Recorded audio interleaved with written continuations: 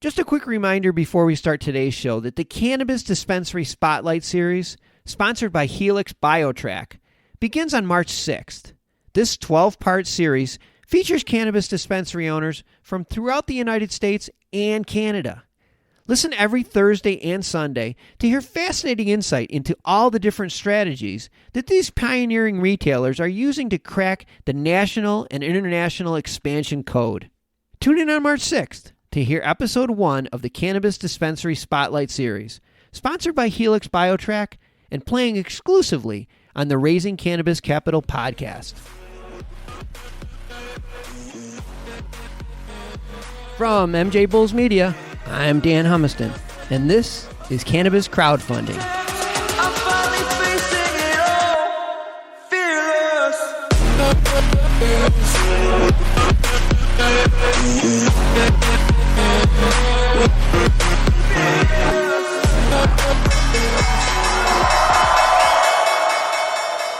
Today on Cannabis Crowdfunding, we're joined by Mark Rostelli from CannTrade. Mark, welcome to the show.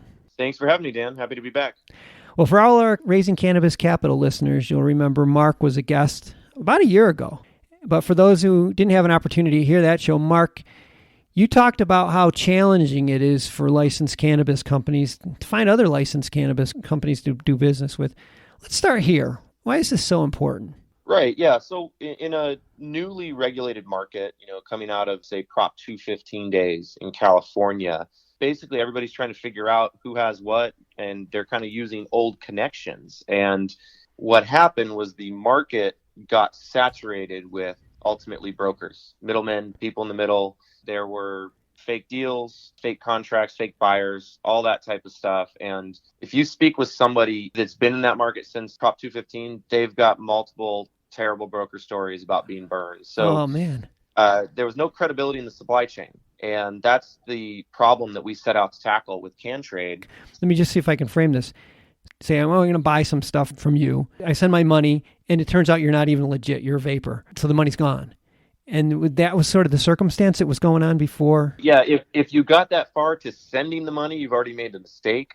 Here's what happens. You've got somebody who claims to be a buyer, whether they are the real buyer or they're possibly representing a buyer that's seeking product. And they're asking for things like COAs, your lab testing, and then ultimately proof of life that that product actually exists before they're ready to kind of engage and start the sales process. And then on the opposite end, if you have the product sitting right in front of you, but you're getting bombarded with buyers that aren't necessarily real, you're not really sure how to kind of filter out who is and who's not. So you ask for things like proof of funds, or you need the funds put into an escrow before you're going to allow them to actually go see and do lab testing on the product.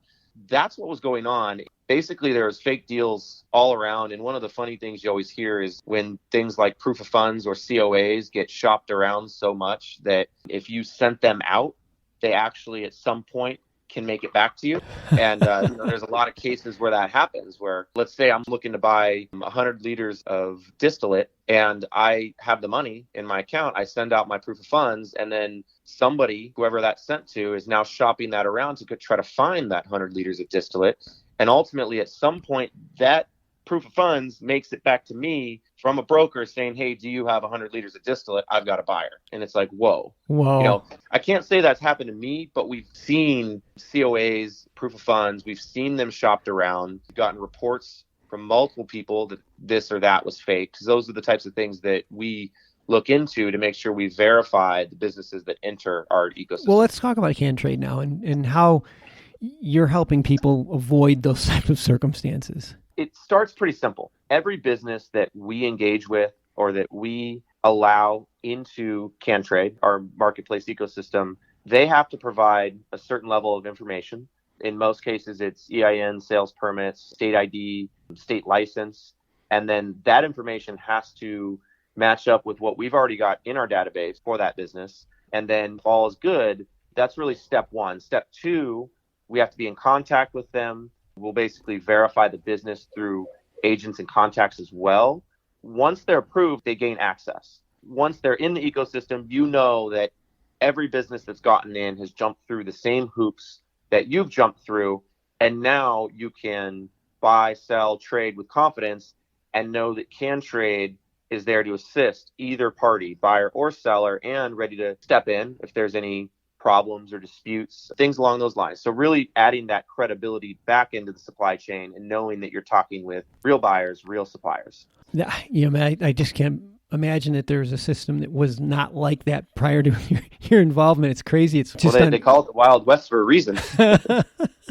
That's true. So in this model, how's CannTrade compensated in this process? To make sure we can verify and provide these resources to our businesses, there is a subscription model. So ultimately, to get verified as a supplier, the businesses have to provide that information. They also have to provide resources and the funds in the manner of a subscription to us so that we can apply an agent to their account. And then ultimately, once they do that, our agent will go to work helping to market, helping to kind of direct as far as here's the types of businesses that would be most likely to engage with your offering to help kind of open up some new buying opportunities there. Many of the seeds of today's cannabis revolution were planted in the music of the 60s and the 70s, and no one band had a bigger impact on cannabis than the Grateful Dead. Their music created a safe environment for their followers to discover cannabis's many benefits. Today, Deadheads are playing pivotal roles in the cannabis movement. Join Deadhead cannabis attorney Larry Mishkin and Deadhead cannabis CPA Jim Marty each week on the Deadhead Cannabis Show as they talk to the latest cannabis and jam band news and share great Dead stories with their guests. Let's jump ahead and let's talk about your campaign. I'm on your page on MicroVentures right now. I can't believe how quickly it's filling up. I love the fact that you're letting people buy in for $100. Can you tell us a little bit more about the campaign and what you plan on doing with the proceeds? Yeah, sure. MicroVentures has been great. We got set up with MicroVentures to kind of do this crowdfunding campaign for a few reasons. One, we thought it was important that the stakeholders in the industries, so let's say cannabis and hemp businesses, have the opportunity to support someone such as CannTrade that is trying to add that credibility in the supply chain and these resources to all these businesses. So if they support us, they're basically saying, okay, we're now a part of CannTrade as well. And we wanted to provide that opportunity to everybody. So that's what we've been able to do through MicroVentures. Now, as far as the campaign, we just released it and we've already surpassed the minimum. It's already jumped past 50,000. I saw that. Yep.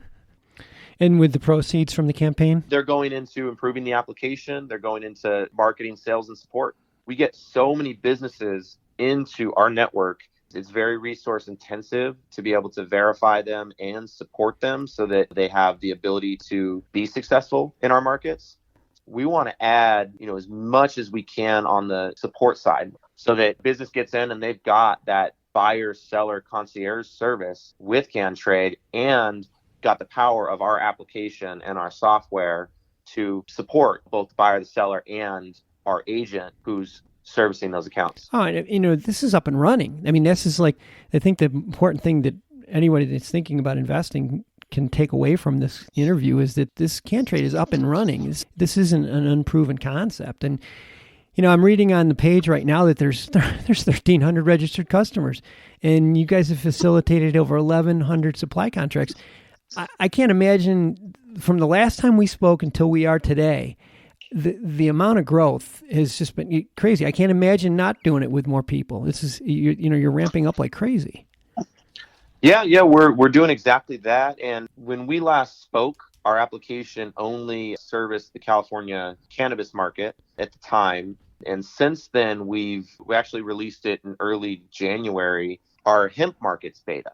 So now we've got an entire new segment of the market that our application is servicing and supporting. And since the release of that, we've had over 100 new businesses join. So we're well over 1,400 now. It's definitely growing very quickly.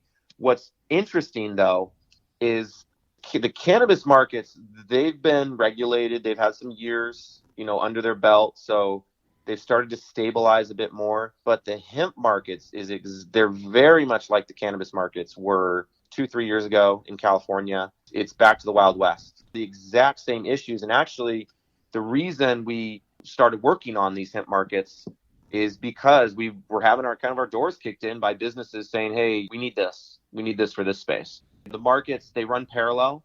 Obviously, the cannabis markets are state geofenced. You can only participate within your market in your state. But the hemp markets, those are national. As long as your state doesn't restrict hemp in general, then you can go ahead and jump in there and do exactly what the application is designed to do. Connect buyers and suppliers based on kind of our matching algorithms and what people need.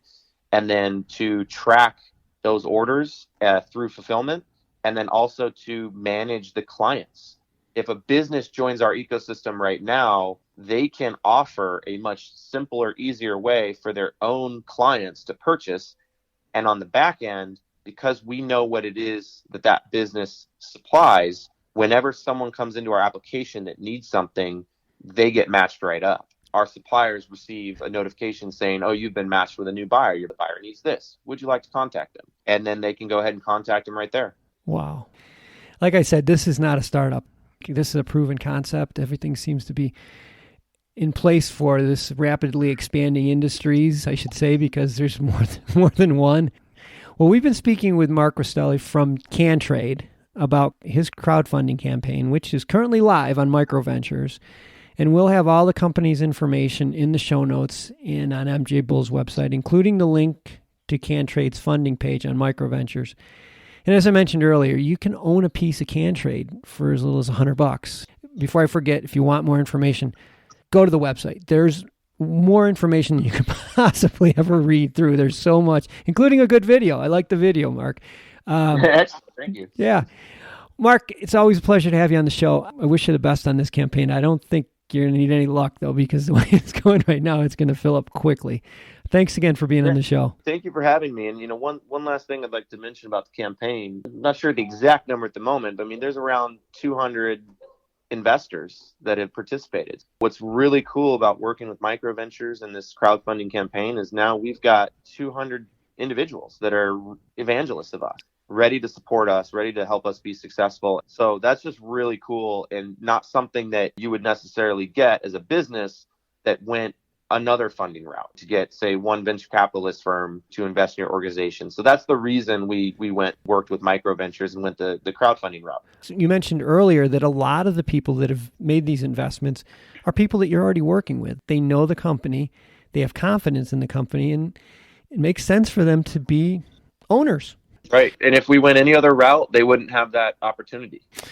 Well, let's stay in touch. I'm looking forward to this thing closing and moving into the next chapter of the CannTrade history. Excellent.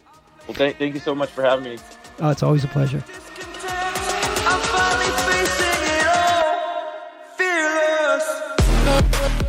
Today's show was made possible by the generous support of our sponsors, like Alt36, the country's premier blockchain payment processing platform that's providing dispensaries and its customers with a safe and secure payment option other than cash.